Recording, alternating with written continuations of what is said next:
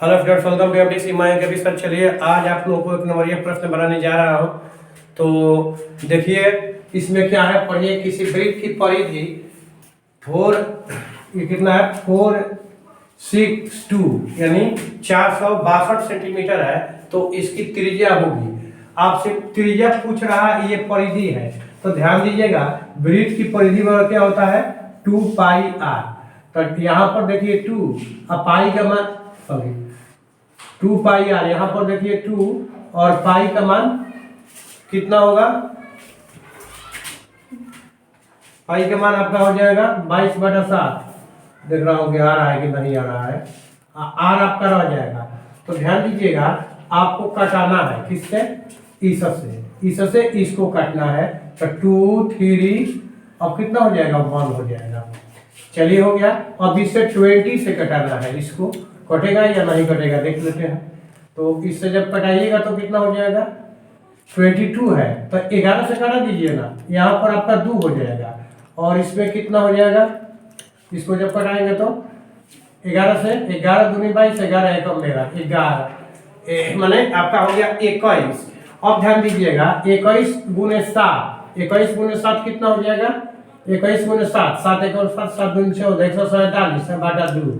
यही आपके आर का वैल्यू हो जाएगा। तो आर का वैल्यू हो गया 7 और 3.5, चलिए 73.5। चलिए आपका ये आ रहा हो गया। और चलिए एक रैखिक समीकरण जो में आप x + 3y - 4 = 0 तथा 2x - 5y = 0 है और विरोधी आश्रित इनमें से कोई नहीं। देखिए आपको 3 चीज दिया है, अविरोधी, विरोधी और आश्रित। तो आश्रित तब होगा जबकि a1/a2 = b1/b2 = c1/c2। तो इस स्थिति में क्या, dot equal to c1/c2, sorry dot equal to c1/c2। तो इस स्थिति में क्या हो जाता है, समानांतर हो जाता है।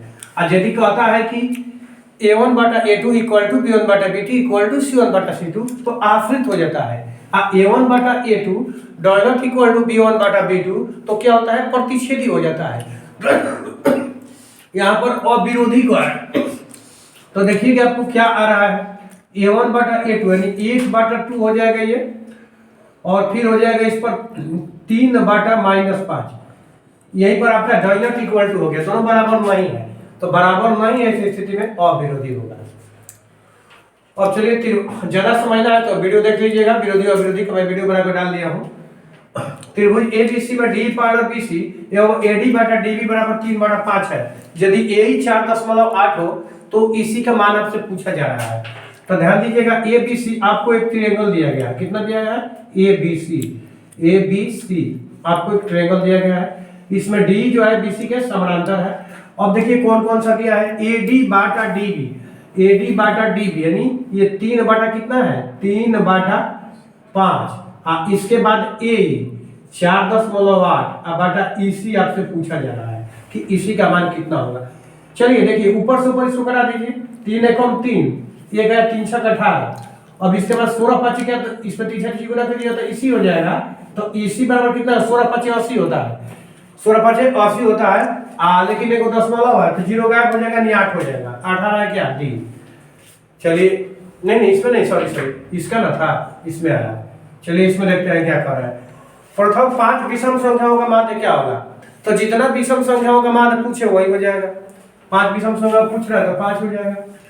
चलिए, किसी गोले का वक्र पृष्ठ कितना है, 144 पाई सेंटीमीटर स्क्वायर, तो उसकी त्रिज्या क्या होगी। ये गोले का वक्र पृष्ठ है। ध्यान दीजिएगा कि आपको फार्मूला याद है या नहीं है। यदि फार्मूला याद है तो ठीक है, और नहीं याद है तो मैं तत्काल में इसका वीडियो डाल चुका हूँ, वहां पर देख लीजिएगा कि गोले का वक्र पृष्ठ कितना होता है। गोले का वक्र पृष्ठ होता है, गोले का वक्र 4 पाई r स्क्वायर होता है, 4 पाई r स्क्वायर होता है गोले का वक्र पृष्ठ। ध्यान दीजिएगा, अब आपका पाई से पाई तो कैंसिल हो जाएगा। अब 4 से इसको हम कैंसिल कर रहे हैं, तो 4 3 जा यानी 12 के 2 12, अब 12 का 12 आ जाएगा ना, तो हासिल बचेगा कितना, 2, और 2 पर 4 है तो 24। तो कितना होगा, 4 6 का 24 यानी 36। आर के स्क्वायर बराबर आया आपका आया है 36।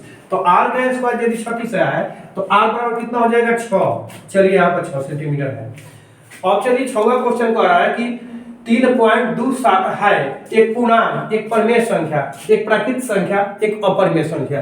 तो ध्यान दीजिएगा 3.27 इस पर क्या है, रेकरिंग है, 27 पर रेकरिंग है। तो जिस पर रेकरिंग हो उसको क्या कर सकते हैं, रेशनल नंबर या परिमेय संख्या में कन्वर्ट कर सकते हैं। तो इसको जब कर सकते हैं तो इसका मतलब ये परिमेय संख्या हो जाएगा। चलिए अगला क्वेश्चन देखिए। चलिए देखिए 7वां क्वेश्चन, किसी समानांतर श्रेणी का छठा पद और 12वां पद क्रमशः 13 और 25 है। यहाँ पर देखिएगा छठा पद 13 है और इसका 12वां पद कितना है, 25 है।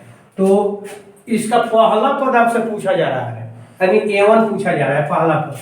तो देखिए यहाँ पर छठा पद है ना, तो छठा पद के लिए A6 हम लोग लिखते हैं। A6 equal to A plus N minus 1 आपका D हो जाएगा। तो ध्यान दीजिएगा यहाँ N का मान आपका कितना है, 6 है। तो चलिए मैं डायरेक्ट लिख देता हूँ कि इसका छठा पद कितना दिया है, 13 दिया है। अब पहला पद आपको ज्ञात करना है। तो ध्यान दीजिएगा पहला पद ज्ञात करना है, तो यहाँ पर घटाइएगा तो कितना आ जाएगा, 5D आ जाएगा। तो प्लस में 5D हो गया। और इसी तरह से इसका 12वां पद कितना दिया है, 25 दिया है। 12वां पद 25 दिया है। तो ध्यान दीजिएगा कि A अब प्लस माइनस आपका कितना हो जाएगा, यहाँ पर माइनस हो जाएगा ना। तो 12वां पद पूछ रहा है, सॉरी 12वां पद पूछ रहा है ना। तो 12वां पद पूछ रहा है तो आपका कितना हो जाएगा, 12 में से 1 गया 11D हो गया। अब ध्यान दीजिएगा आपको यहाँ पर क्या करना है कि घटाना है। तो घटाइएगा तो क्या आ जाएगा, यहाँ पर हम ऐसे ऐसे यदि करके इसको घटाते हैं तो ये हमारा कट जाएगा। लेकिन जब इसको घटाएंगे तो कितना आ जाएगा, -12 आ जाएगा। और यहाँ पर कितना हो जाएगा, यहाँ पर हमारा घट जाएगा तो -6 हो गया। तो अब हमारा हो गया कितना, D का वैल्यू हमारा हो गया D बराबर 6 दूना 12 है, 2 हो गया D बराबर। अब ध्यान दीजिएगा इसमें जब हम D का मान 2 रखेंगे तो ये 10 हो जाएगा। 10 में से 13 में से 10 गया तो A का मान कितना हो गया, 3 हो गया। चलिए आपका आ गया। ठीक है, किस मान के लिए समीकरण इतना उतना के अनंत हल होंगे। अनंत हल के मतलब क्या होता है कि ये समानुपाती होगा। तो ध्यान दीजिएगा A1 का मान कितना है, 1 है, और A2 का मान कितना है, 5 है। उसी तरह से B1 का मान कितना है, 2 है, और B2 का मान कितना है, K है, इक्वल टू 3/5। अब चलिए क्या करते हैं कि 3/15 हो गया ना, तो इसको करा दीजिए 5 हो गया। अब देखिए K इक्वल टू आपको कितना हो जाएगा, कहीं से मल्टीपल कीजिएगा यानी गुणा कीजिएगा तो K बराबर 10 हो जाएगा। चलिए 10 हो जाएगा, 10 के लिए अनंत हल हो जाएगा। अब चलिए यदि बहुपद के शून्य अल्फा बीटा हो तो अल्फा बीटा का माने, अल्फा बीटा क्या है, यहाँ गुण क्या था, इसमें चिन्ह है, दोनों के बीच गुणा का चिन्ह होता है। कोई चिन्ह नहीं है तो गुणा का चिन्ह है। तो गुणा का चिन्ह है मतलब कि अल्फा इंटू बीटा मूलों का गुणनफल, गुणों के गुणनफल क्या होता है, C/A होता है। C/A होता है। तो C का मान क्या है, माइनस है, तो -6/A 1 है। चलिए यही हो जाएगा। दो वृत्तों के क्षेत्रफलों का अनुपात 4:1 है तो उनकी त्रिज्याओं का अनुपात ज्ञात कीजिए। देखिए क्षेत्रफल का होता है πr² होता है, क्षेत्रफल πr² होता है। r इसे पाई से कटेगा तो पाई तो कट जाएगा, r² बच जाएगा। तो इसका जो है रूट हो जाएगा यानी 2:1। चलिए इसमें क्वेश्चन नहीं लिख, आंसर छूट गया हमसे। चलिए इसका 2:1 होगा। कोई भी आपका आंसर मिलेगा तो उसको लिख लीजिएगा। चलिए आप लोगों से मिलते हैं नेक्स्ट वीडियो।